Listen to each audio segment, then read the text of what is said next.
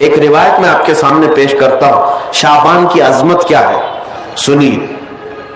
اس میں جو روایت ہے تفسیر ساوی میں فرماتے ہیں کہ رسول کریم صلی اللہ علیہ وسلم 13 شعبان کی رات کو کھڑے ہوئے، اور یہ مہینہ اسی لیے زیادہ افضل بھی ہے کہ یہ مہینہ میرے مصطفیٰ کا مہینہ ہے، اور یہ سرکار غوث پاک رضی اللہ تعالیٰ عنہ کا فرمان غنیت الطالبین میں ہے کہ شعبان کا مہینہ رسول اللہ کا مہینہ ہے، کثرت سے اس میں اپنے رسول کو یاد کرو۔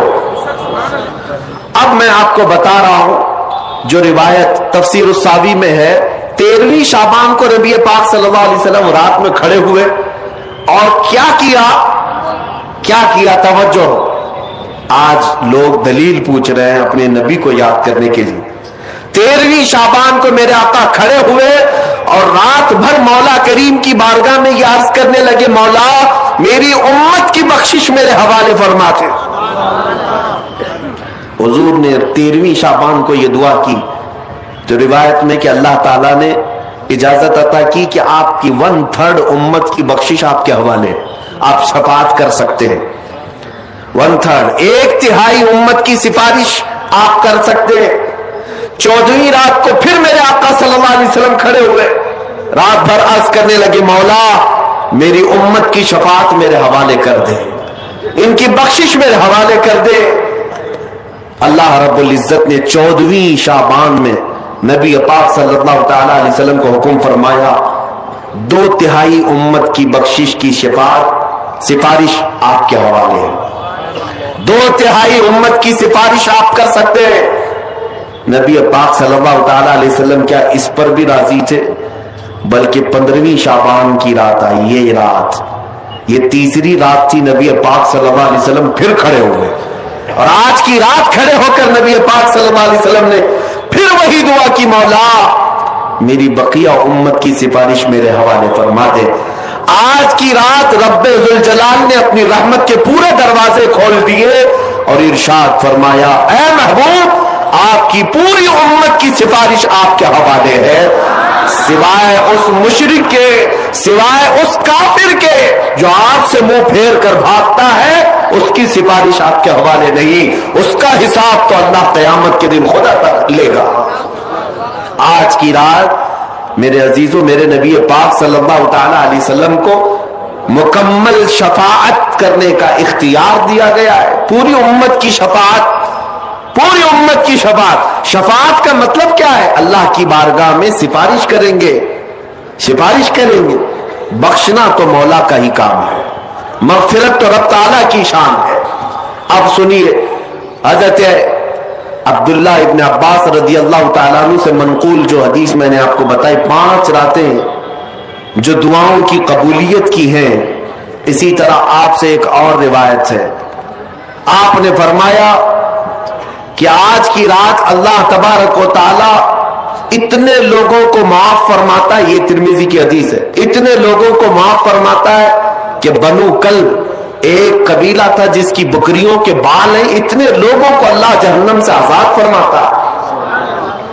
یہ ساری حدیثیں پڑھنا چاہیں تو کتابوں میں موجود ہیں، میں آپ کو صرف چکھا رہا ہوں اس لیے کہ آپ بھی یاد نہیں رکھیں گے۔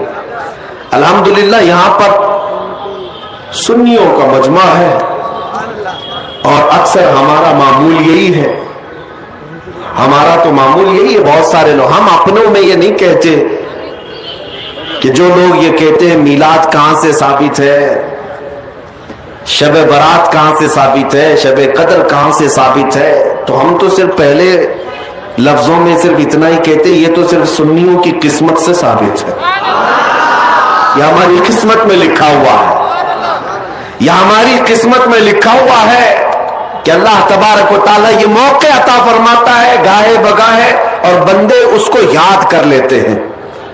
عزیزان گرامی اوقات، اور ایک حدیث، کیا قبرستان جانا چاہیے نہیں جانا چاہیے، اس پر بھی بڑے اعتراضات ہیں۔ خزانۃ الروایات بحوالہ فتاوی رضویہ شریف اعلیٰ حضرت نے بھی نقل فرمایا کہ آج کی رات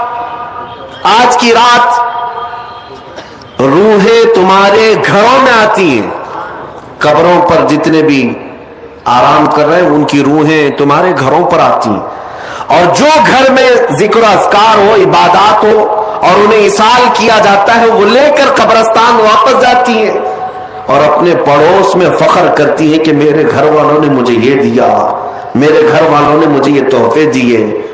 आज की रात रूहों के ईद की भी रात है, लेकिन वो रूहें जिनके घर वाले उन्हें कुछ नहीं देते, वापस कब्रिस्तान जाते हुए ये कहते हुए जाती हैं, अल्लाह तुम्हारा इससे भी बुरा हाल करे। वो उन्हीं लोगों को कोस कर जाती होंगी जो दलील बार बार पूछते रहते हैं।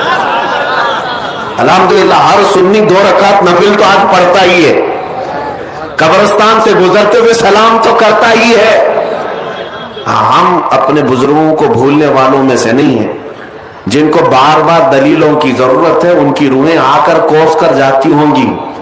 बहरहाल ये शाबानुल मुअज्जम का महीना, जिसके मुतालिक तारीख ये है कि एक तारीख में आपको बताऊं, इस महीने की एक और तारीख है कि सैयदना मूसा अलैहिस्सलातु तस्लीम को नबूवत इस महीने में मिली।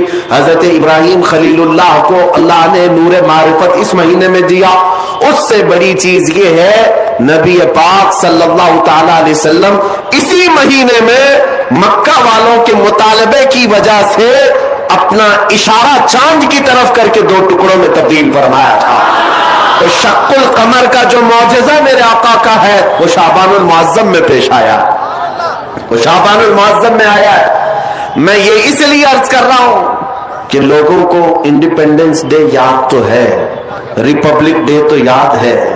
आज पूछता हूं मैं कि 15 अगस्त हमारी आजादी का दिन है, हर साल मनाते हैं। अरे मियां 1947 में आजाद हुआ था ना, तो अभी तक क्या है? या हर साल आजाद हो रहा है?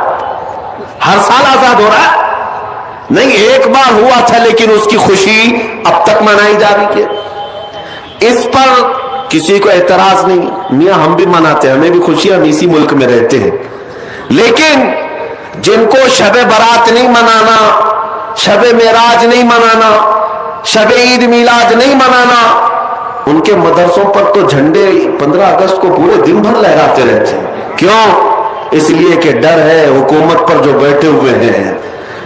बस फर्क इतना है, दलील पूछने वाले अपने आकाओं से डरते हैं और सुन्नी अपने आका से मोहब्बत करते हैं। तुम्हारा आका तुम्हें मुबारक, हमारा आका हमें मुबारक। अल्हम्दुलिल्लाह हम अल्लाह और उसके रसूल की रजा के लिए जी रहे हैं और नबी पाक सल्लल्लाहु ताला अलैहि वसल्लम की मोहब्बत के लिए जी रहे हैं। इकबाल ने सच कहा था, डॉक्टर इकबाल ने, हमें करनी है शहंशाह बतहा की रजा जोई, हमें करनी है शहंशाह बतहा की रजा जोई। वो अपने हो गए तो रहमते परवरदिगार अपनी, वो अपने हो गए तो रहमते परवरदिगार अपनी।